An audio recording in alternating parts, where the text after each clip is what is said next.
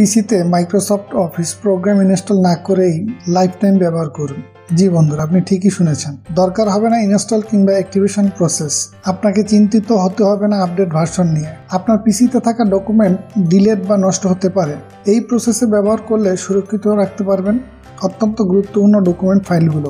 প্রয়োজনীয় যে কোনো জায়গা থেকে অপারেট করতে পারবেন ডকুমেন্ট। প্রয়োজনীয় ডকুমেন্টের লিঙ্ক যে কাউকে শেয়ার করতে পারেন। এই সকল বিষয় নিয়ে থাকছে আজকের টিউটোরিয়াল। জানতে হলে না টেনে পুরো ভিডিওটি দেখুন।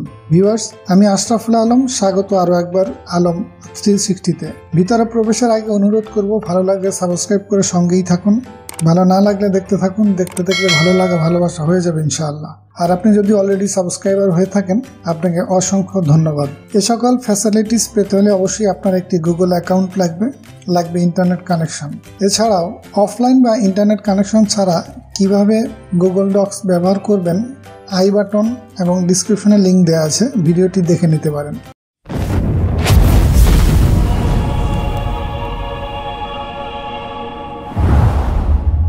আপনি দেখতেই পাচ্ছেন আমি আমার জিমেইল অ্যাকাউন্টটি লগ ইন করে আছি। এখানে দেখতে পাচ্ছেন গুগল অ্যাপসের আইকনটি দেওয়া আছে, এটাতে ক্লিক করে আপনি একটু নিচে আসবেন, দেখতে পাচ্ছেন ডক্স। আপনার এক্সেল সেম একই প্রসেস, আমি শুধু ডক্স নিয়ে কাজ করব, জাস্ট লাইক MS ওয়ার্ড।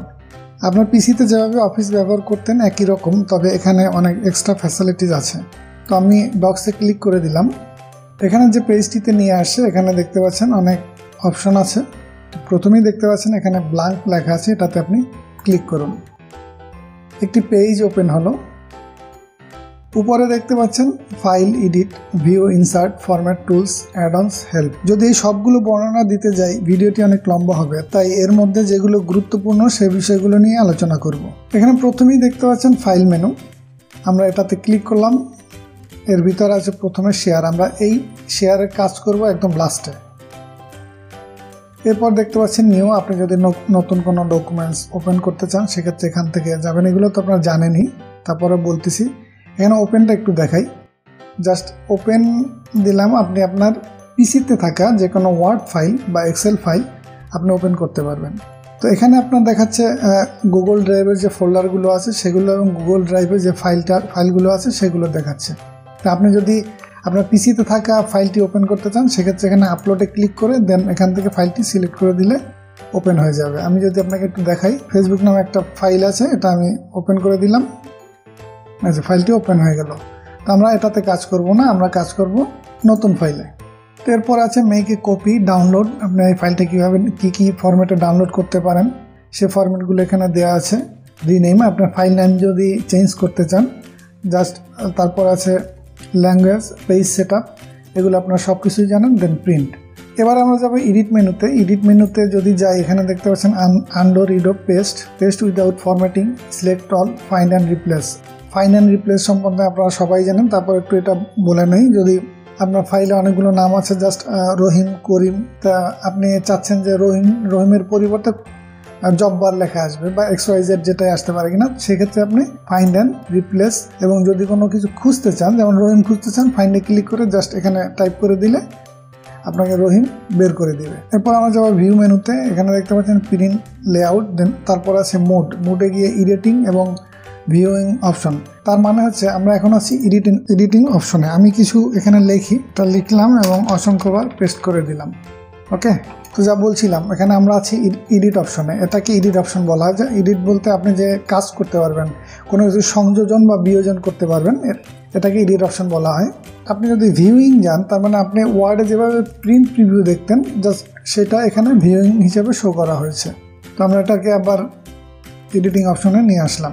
এবারে আমরা যাব ইনসার্টে গেলে এখানে দেখতে পাচ্ছেন ইমেজ। আপনি যদি চান যে এখানে কোনো ফটো আপলোড করবেন সেক্ষেত্রে এখান থেকে আপলোড করে নিতে পারেন। আপলোড ফ্রম কম্পিউটার, দেন ইমেজে গেলাম। আমি যদি মোবাইলটা এখানে নিয়ে আসি, দেখতে পাচ্ছেন যে ইমেজটা চলে আসে।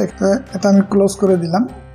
এবার আবার ইনসার্টে যাই, এখানে আছে টেবিল। আপনি MS ওয়ার্ডে যেভাবে টেবিলে কাজ করতেন, ড্রয়িং, আপনি যদি ড্রয়িং করতে চান সেক্ষেত্রে একটা ড্রয়িং প্যানেল ওপেন হবে। এখানে আপনি পেইন্টের মতো ড্রয়িং করে নিতে পারেন। তো এটা আমি ক্লোজ করে দিলাম। এরপর আছে চার্ট বার হচ্ছে এখানে আপনি যদি গ্রাফে কাজ করে থাকেন এক্সেলে বা ওয়ার্ডে, সেই গ্রাফ নিয়ে এখানে কাজ করতে পারবেন।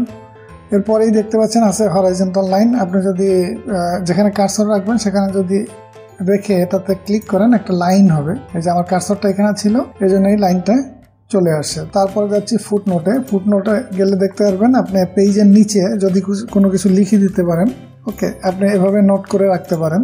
এরপরে আছে দেখেন স্পেশাল ক্যারেক্টার, তার মানে সিম্বল। আপনি এমএস ওয়ার্ডে যেভাবে সিম্বল নিয়ে আসতেন এখান থেকে আপনি এই সিম্বলগুলো ইউজ করতে পারেন স্পেশাল ক্যারেক্টারে গিয়ে।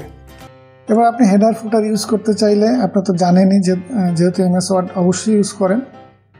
Page number, page break. এবার দেখতে পাচ্ছেন আছে লিঙ্ক। লিঙ্কে যদি যান কোনো কিছু লিঙ্ক আপনি চাইলে এখানে দিয়ে দিতে পারেন। জাস্ট আমি এখানে আমার ইউটিউব চ্যানেলের লিঙ্কটা দিয়ে দিলাম আর উপরে লিখে দিলাম this is my YouTube channel. Okay, এবারে যদি অ্যাপ্লাইতে ক্লিক করেন এই লিঙ্কটা দেখতে পারবেন। এই লিঙ্কে যদি ক্লিক করা হয় দেন সরাসরি আমার চ্যানেলে নিয়ে যাবে, দেখতেই পাচ্ছেন। এরপরে আছে বুকমার্ক। এখানে দেখতে পাচ্ছেন বুকমার্কে ক্লিক করার সাথে সাথে বাম সাইডে একটা সিম্বল চলে আসে, এটাকে বুকমার্ক বলে। এভাবে যদি আপনি সিম্বল অ্যাড করতে চান করতে পারেন, আমি রিমুভ করে দিলাম। এরপরে আমরা যাব ফরম্যাটে। ফরম্যাটে আসার পর দেখতে পাচ্ছেন টেক্সট। এগুলো তো আপনারা সবাই জানেন যে বোল্ড, ইটালিক, আন্ডারলাইন, এটা বাচ্চারাও জানে। আর তার নিচে দেখতে পাচ্ছেন যে সিম্বলগুলো দেওয়া আছে শর্টকাট বার, এখানে ওগুলো আছে বোল্ড, ইটালিক, আন্ডারলাইন, এখান থেকেও করে নিতে পারেন। প্যারাগ্রাফের স্টাইল, আপনি কোন স্টাইলে ফন্ট দিচ্ছেন এগুলো নিয়ে আমি বিস্তারিত আলোচনা করলাম না, আপনারা সবাই জানেন। অ্যালাইন অ্যান্ড ইন্ডেন্ট, এখানে left align, centre, right, justified. তো এই অ্যালাইনমেন্টগুলো এই ফরম্যাট মেনুতে পাবেন। এবং এখানে আছে লাইন স্পেস, আপনার এই যে লাইনগুলো আছে কতটুকু স্পেস হবে, জাস্ট ফরম্যাটে ক্লিক করে লাইন স্পেস আমি যদি 1.5 দিই দেখবেন এটা একটু ফাঁকা হয়ে গেছে, দেখতেই পাচ্ছেন। এরপর আছে কলাম। কলামের কাজ অনেকেই জানেন, যারা জানেন না তাদের জন্য বলছি। এখানে 2টা দেখছেন, এখানে 3টা দেখছেন। এখানে চাইলে মোর অপশনে ক্লিক করে আপনি আরও অ্যাড করতে পারেন। পত্রিকাতে যে লেখা দেখেন 1 কলাম 2 কলাম, সেই স্টাইলে এখান থেকে ইউজ করা হয় যদি ওয়ার্ডে লিখে থাকে, তবে তারা ম্যাক্সিমাম ইউজ করে ইলাস্ট্রেটর। এখানে আমাদের কাজ শেষ। এবারে আমরা যাব টুলসে। টুলসে জাস্ট এখানে দেখানোর মতো এরকম কিছুই নাই, তবে একটা জিনিস আছে যে ভয়েস টাইপিং দেখতে পাচ্ছেন। এটা দিয়ে কী করে, আপনি যদি এটাতে ক্লিক করেন দেখতে পাচ্ছেন যে এখানে একটা আইকন আসছে। এটা হচ্ছে আপনি মুখে বলবেন, এখানে টাইপ হয়ে যাবে।